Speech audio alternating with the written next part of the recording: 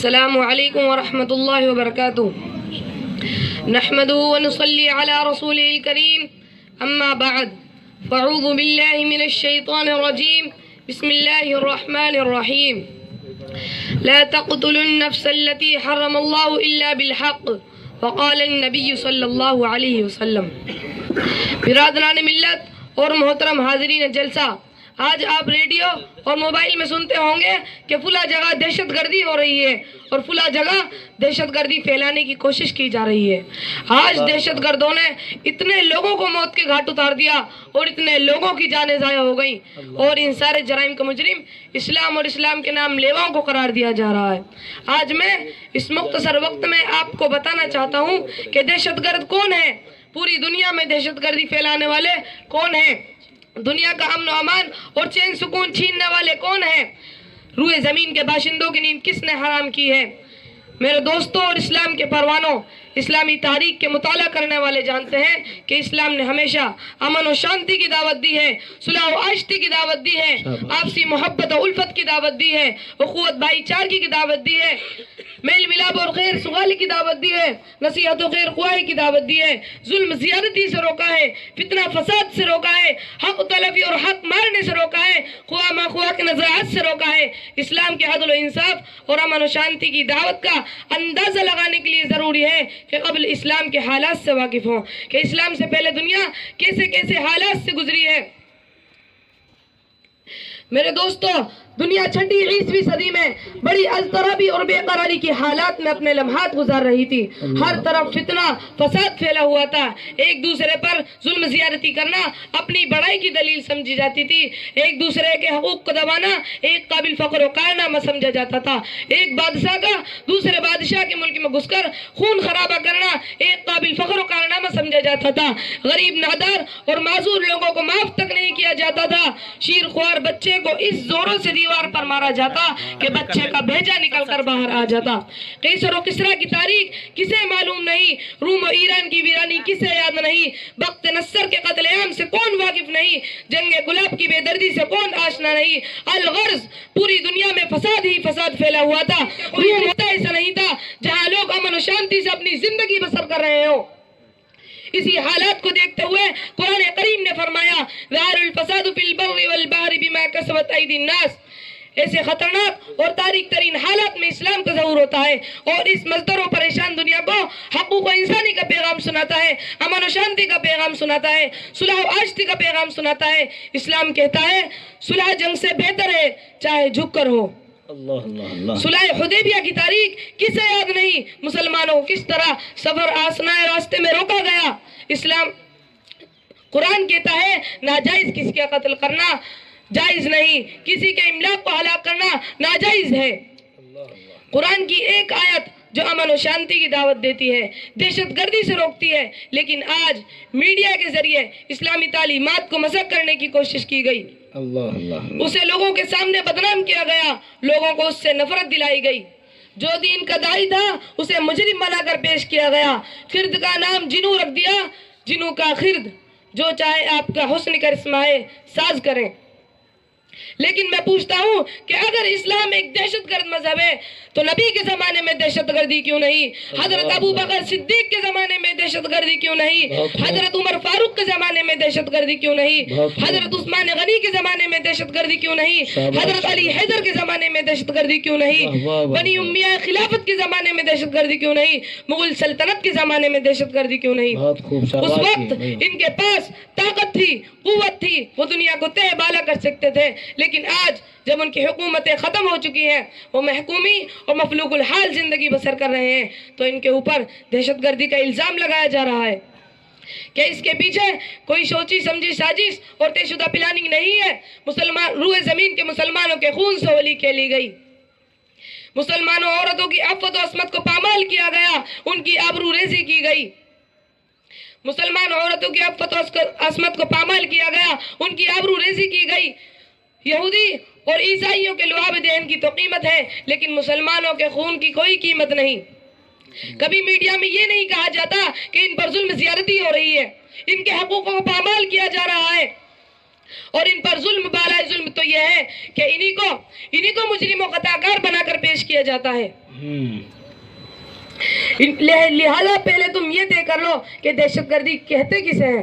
کیا اپنے وطن سے محبت رکھنے کا نام دہشت گردی ہے؟ کیا اپنے وطن پر قربان ہونے کا نام دہشت گردی ہے؟ اللہ اللہ اللہ۔ کیا اپنی جان و مال کی حفاظت کرنے کا نام دہشت گردی ہے؟ کیا اپنی عزت و آبرو کی حفاظت کرنے کا نام دہشت گردی ہے؟ کیا جائز حقوق کے مطالبے کرنے کا نام دہشت گردی ہے؟ بہت خوب بہت خوب۔ کیا ظلم و ستم کے خلاف بولنے کا نام دہشت گردی ہے؟ واہ واہ واہ۔ اور اگر تم اسی کو دہشت گردی کہتے ہو تو ہم فخر سے کہتے ہیں کہ ہم دہشت گرد ہیں، لیکن دہشت گردی اسے نہیں کہتے، بلکہ کسی کی حریت و آواز کے سلب کرنے کا نام دہشت گردی ہے، کسی کی آبرو ریزی کرنے کا نام دہشت گردی ہے۔ السلام علیکم ورحمۃ اللہ وبرکاتہ۔ وعلیکم السلام۔ نحمده ونصلي على رسوله الكريم، أما بعد، فقد قال الله تبارك وتعالى في القرآن المجيد والفرقان الحميد: أعوذ بالله من الشيطان الرجيم، بسم الله الرحمن الرحيم، إنا أنزلناه في ليلة مباركة إنا كنا منذرين فيها يفرق كل أمر حكيم، وقال عليه الصلاة والسلام: من احدث فی امرنا هذا ما لیس منه فهو رد۔ محترم حضرات، خالق کائنات نے سورہ دخان میں ارشاد فرمایا: انا انزلناہ فی لیلۃ مبارکہ، ہم نے اس قرآن پاک کو لوح محفوظ سے آسمان دنیا پر اتارنے کا فیصلہ ایک بابرکت والی رات میں کیا۔ اس رات میں ہر حکمت والے معاملات طے کر دیے جاتے ہیں۔ سرور کائنات صلی اللہ علیہ وسلم نے پیاری زبان سے فرمایا: شعبان شہری و رمضان شہر اللہ، کہ شعبان میرا مہینہ ہے اور رمضان اللہ کا مہینہ ہے۔ پھر ایک اور دوسری حدیث میں فرمایا کہ شعبان میرا مہینہ ہے اور رمضان میری امت کا مہینہ ہے۔ یہ وہ مقدس رات ہے جس کی 15ویں رات، یہ وہ مقدس مہینہ ہے جس کی 15ویں رات کو شب برات کہا جاتا ہے۔ اللہ اللہ، اس مبارک رات کی فضیلت ہو کیا کہنا۔ احکم الحاکمین نے اس مقدس رات میں اس قرآن پاک کو نازل کرنے کا فیصلہ فرمایا جو سراپا ہدایت رحمت ہے، جس قرآن نے عالم انسانیت کو زندگی گزارنے کے طور طریقے سکھائے، ابد الآباد ہمیشہ رہنے والی آخرت کی زندگی کے واسطے نجات کا سامان مہیا کیا۔ ہر مسلمان کے لیے ضروری ہے کہ ماہ شعبان میں غفلت کی چادر اتار دے، اور اس ماہ رمضان کے لیے جس میں رحمت خداوندی کے دریا بہائے جاتے ہیں، گناہوں سے توبہ کرے۔ خادم رسول اللہ صلی اللہ علیہ وسلم انس رضی اللہ تعالیٰ عنہ کا فرمان ہے کہ جانثار صحابہ شعبان کا چاند دیکھتے ہی قرآن پاک کی تلاوت میں اضافہ فرماتے، اموال سے زکوٰۃ نکالتے، قیدیوں کو رہا کیا جاتا تھا، قرض چکائے جاتے تھے۔ یہ شعبان کا مہینہ مقرب اور افضل مہینہ ہے۔ اللہ پاک کی مخلوق میں مقرب فرشتے 4 ہیں، حضرت جبریل علیہ السلام افضل ہیں۔ مقرب نبی 4 ہیں، حضرت محمد مصطفیٰ صلی اللہ علیہ وسلم افضل ہیں۔ مقرب صحابہ 4 ہیں، ابو بکر صدیق رضی اللہ تعالیٰ عنہ افضل ہیں۔ مقرب راتیں 4 ہیں، شب قدر افضل ہے۔ مقرب مسجدیں 4 ہیں، مسجد حرام افضل ہے۔ مقرب دریا 4 ہیں، دریائے فرات افضل ہے۔ مقرب مہینے 4 ہیں، ماہ شعبان افضل ہے۔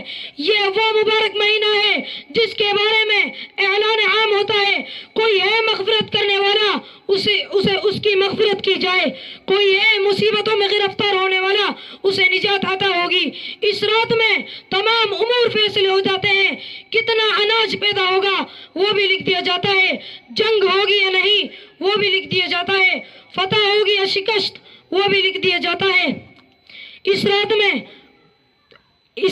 آئندہ سال مرنے والوں کے نام تحریر فرماتے ہیں، کون مرے گا کون جیے گا یہ بھی لکھ دیا جاتا ہے۔ اس رات میں حضرت جبریل علیہ السلام تشریف لائے، کہا: اے محمد سر اٹھاؤ۔ آپ نے سر اٹھایا تو دیکھتے ہیں کہ جنت کے 8 دروازے کھلے ہیں۔ یہ فرشتوں کی عید ہے، ہماری اور تمہاری عید اور ہے، لیکن فرشتوں کی عید شب قدر اور شب برات میں ہوتی ہے۔ وآخر دعوان الحمدللہ رب العالمین وبرکاتہ۔ ہم آپ حضرات کے سامنے قرآن پاک کے ہر حرف سے ایک مکاملہ پیش کرنے جا رہے ہیں۔ آپ الف سے پڑھیے۔ الف لام میم۔ آپ با سے پڑھیے.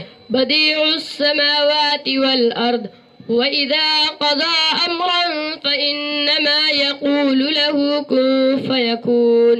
آپ تا سے پڑھیے. ترميهم بحجارة من سجيل. آپ تا سے پڑھیے. ثلة من الأولين. آپ جیم سے پڑھیے. جزاء بما كانوا يعملون. آپ دال سے پڑھیے. حامیم تنزیل الکتاب من اللہ العزیز الحکیم. آپ خا سے پڑھیے. خافضة الرافعة. آپ دال سے پڑھیے. دحورا ولہم عذاب واصب. آپ دال سے پڑھیے. ذلك الكتاب لا ريب فيه هدى للمتقين. آپ را سے پڑھیے. رب المشرقین ورب المغربین. آپ زا سے پڑھیے. زين للذين كفروا الحياة الدنيا ويسخرون من الذين آمنوا والذين اتقوا فوقهم يوم القيامة والله يرزق من يشاء بغير حساب. آپ سین سے پڑھیے. سنفرغ لکم ایہا الثقلان. آپ شین سے پڑھیے. شهر رمضان الذي أنزل فيه القرآن هدى للناس وبينات من الهدى والفرقان. آپ صاد سے پڑھیے. صاد والقرآن ذی الذکر. آپ دواد سے پڑھیے. ضرب الله مثلا عبدا مملوكا لا يقدر على شيء ومن رزقناه منا رزقا حسنا فهو ينفق منه سرا وجهرا هل يستوون الحمد لله بل أكثرهم لا يعلمون. آپ تو سے پڑھیے. طاسیم میم تلک آیات الکتاب المبین. آپ زا سے پڑھیے. ظهر الفساد في البر بما كسبت أيدي الناس. آپ عین سے پڑھیے. عبس وتولى ان جاءه الأعمى. آپ غین سے پڑھیے. غافر الذنب وقابل التوب شديد العقاب ذي الطول لا إله إلا هو إليه المصير. آپ فا سے پڑھیے. فبأي آلاء ربكما تكذبان. آپ قاف سے پڑھیے. قاف والقرآن المجید. آپ کاف سے پڑھیے. کاف ہا یا عین صاد. ذکر رحمت ربک عبدہ زکریا. آپ لام سے پڑھیے. لا يحب الله الجهر بالسوء من القول إلا من ظلم وكان الله سميعا عليما. آپ میم سے پڑھیے. ما ينظرون إلا صيحة واحدة تأخذهم وهم يخصمون. آپ نون سے پڑھیے. نون والقلم وما يسطرون. آپ واو سے پڑھیے. والنازعات غرقا. آپ ہا سے پڑھیے. هل أتاك حديث الغاشية. آپ حمزہ سے پڑھیے. إنا إلى ربنا لمنقلبون. آپ یا سے پڑھیے.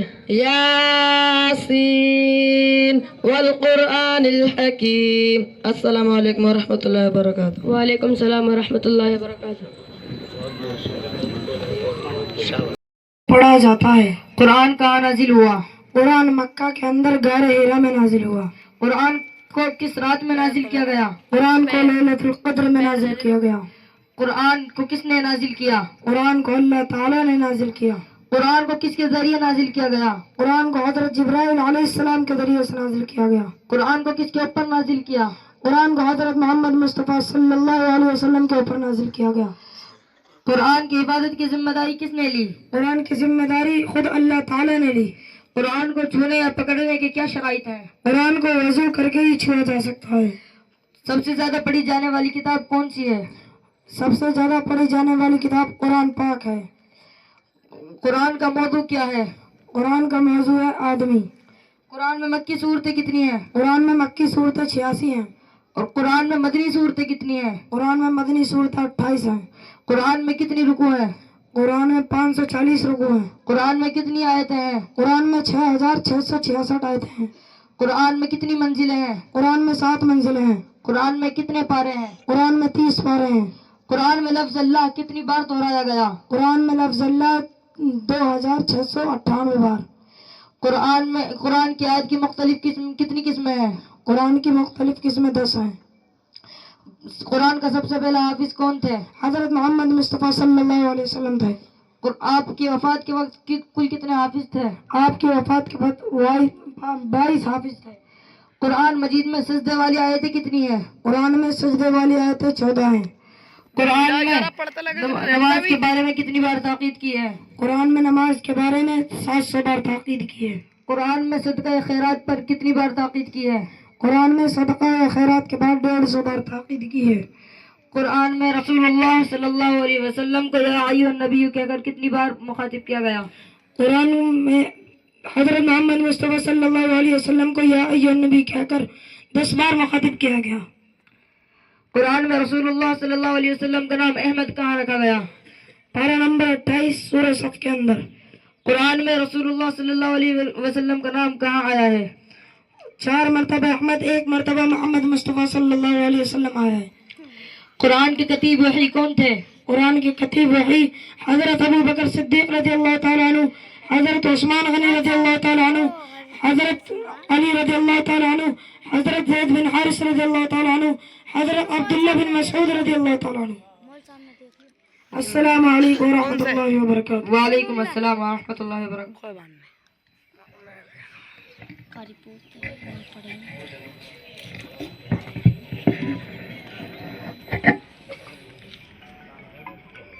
कुरान की एंट्री आई मेरी। माशाल्लाह आप हज़रात प्रोग्राम से महसूस हो रहे हैं और